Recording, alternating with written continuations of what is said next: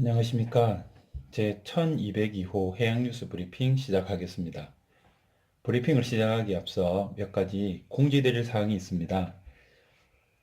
만 6년간 지속해오고 있던 해양뉴스 브리핑을 텍스트로 요약하는 것에 추가하여 이렇게 유튜브를 통해 해설 자료를 만들게 된 취지는 해양과 관련된 업무에 종사하고 계시는 분들께 요약된 정보를 드리고자 하는 목적도 있지만 그것보다는 해양을 잘 모르시는 분들께 해양산업의 현황 및 해양과 관련된 기본 정보와 상식을 전달함으로써 해양이라는 분야에 대해 정확히 알리고자 함을 최우선 목적으로 합니다.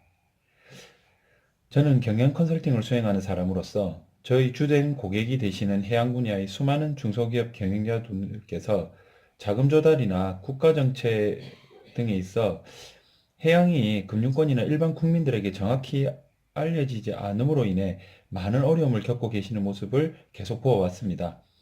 온라인상에서 이러한 해양의 정보들이 일반 분들에게 조금이나마 더 알려져서 해양 분야 사업에 대한 지원이나 해양에 대한 인지도가 수정되어 상승할 수 있기를 간절히 기원하는 마음으로 해양뉴스 브리핑 해설을 하려고 합니다. 자, 그럼 오늘 2018년 11월 12일 월요일 제 1202호 해양뉴스 브리핑을 시작하도록 하겠습니다. 자, 먼저 감사 문구입니다. 세상은 감사하는 자의 것이다. 감사함으로써 세상은 더욱 아름다워지기 때문이다. 나는 그렇게 살아왔고 앞으로도 그럴 것이다.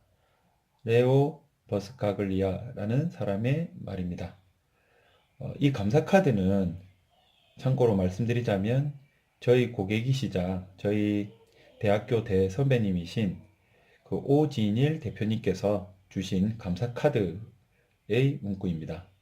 자, 이 자리를 빌어 감사를 드리고요. 자, 해운 항만 물류 분야 보도록 하겠습니다. 여기에 보시면은 덴마크의 AP 몰러 그룹이라는 컨테이너 터미널 계열사인 AMP 터미널이라는 데가 있습니다. 여기서 코스타리카 최초의 심해 컨테이너 터미널, 모안 컨테이너 터미널을 개장했다고 밝힌, 보통 이제 해운 회사, 뭐 항만, 물류 회사 이런 걸 하면 해운 회사 하면 배만 움직이고 이렇게 알고 계시는데 이런 이제 컨테이너 터미널, 이제 배가 접안할 수 있는 부두 이런 거를 운영하는 데서 나오는 수익도 꽤 많이 있거든요. 이제 그런 부분을 이 사업 이제 개장을 했다. 코스타리카에 뭐 그런 뜻입니다. 그래서 내용을 보시면은 뭐 2월 전면 개장할 거고 이제 암벽은 이선석 그러니까 이제 선석이라는 말은요. 그 이제 배를 댈 수 있는 곳을 말합니다. 그러니까 이선석이라 하면은 뭐 부두가 두 개, 그러니까 두 구역이다 이렇게 보시면 될 것 같습니다. 자, 그럼 내려가겠습니다.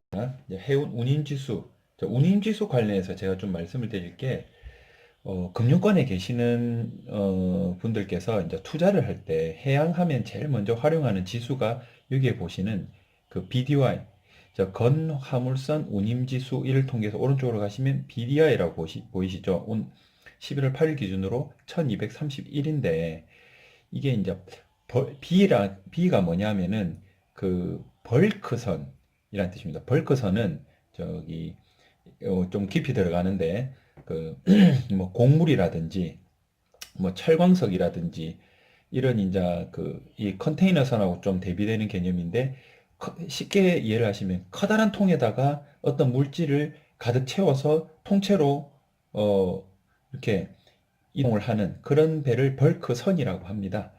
근데 이제 과거에는 지금 컨테이너 선이 아주 많지만 과거에는 벌크 선이 상당히 해운 물동량이 많은 부분을 차지했었거든요. 그래서 그게 기준으로 해서 뭐 지수가 만들어진 게 있습니다. 그래서 투자 뭐 해양 분야에서 투자 지표로 많이 삼고 있는데 뭐 그런 게 있다. 이 정도로만 좀 알고 계시고 그 방금 말씀드린 대로 벌크선 말고 컨테이너는 잘 아시죠? 도로에 다니면은 그 컨테이너 싣고 다니는 그 트레일러만 있지 않습니까?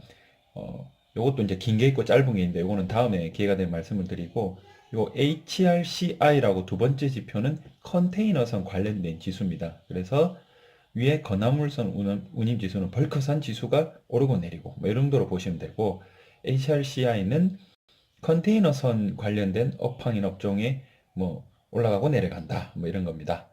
자, 이런 활용을 해주시면 될 것 같습니다.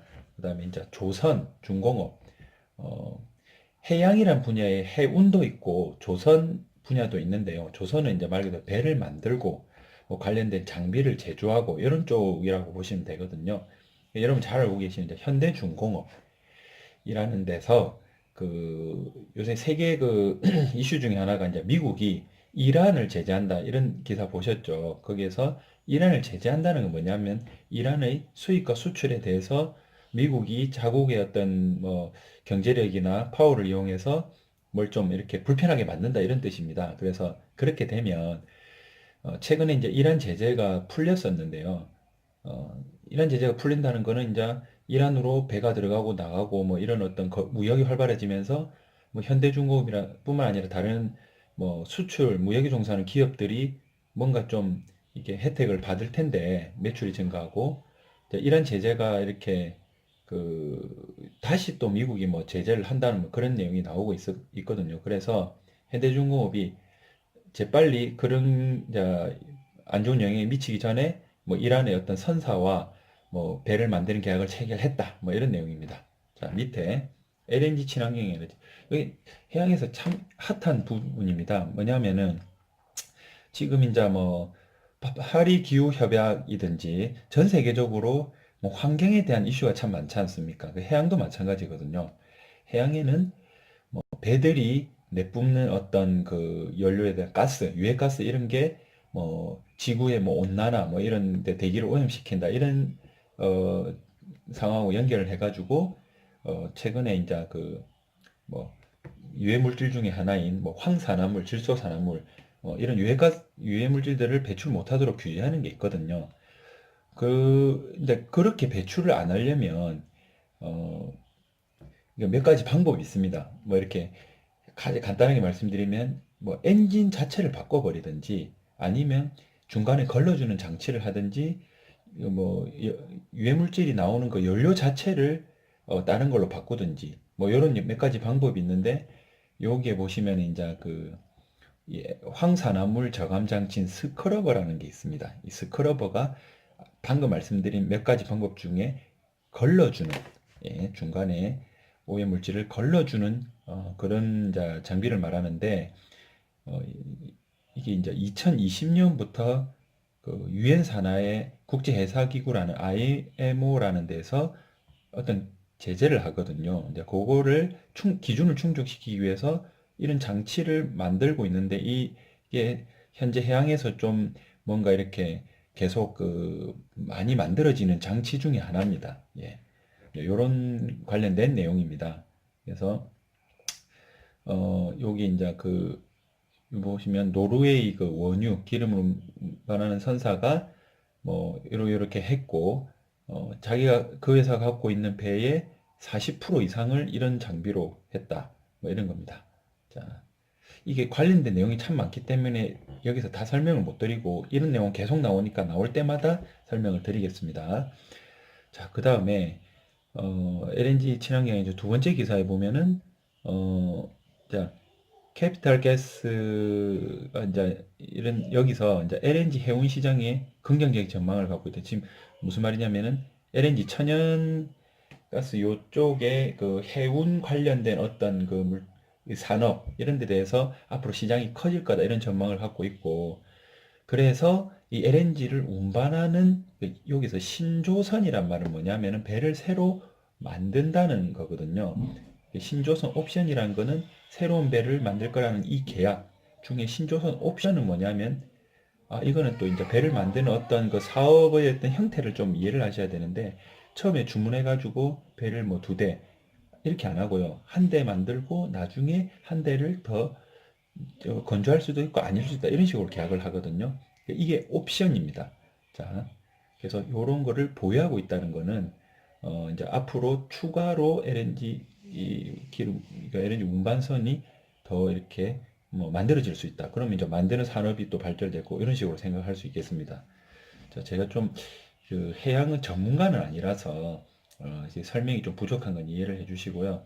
다시 말씀드리지만 뭐 해양 쪽에 아주 남들이 모르는 정보를 제가 전달을 한다 이런 차원보다는 어, 이제 해양을 전혀 모르시는 분들이 그런 것도 있었어라는 부분을 전달해 드리기 위한 차원이니까 혹시나 해양에 종사하시는 분들께서 설명을 들으시고 뭘 저렇게 어, 설명을 잘 못하느냐 이렇게 하실 수도 있는데 그런 취지는 아니니 참고 좀 부탁을 드리겠습니다. 자, 그리고 밑에 쭉 내려가서 뭐 특이 내용 없고 해양수산부 해양유관기관 입찰 및 중요 공지사항은 여기는 어떤 내용이 주로 오냐면은 이제 해양수산부에서 올리는 이제 공공 정보 이런 게 제가 요약을 하는데요.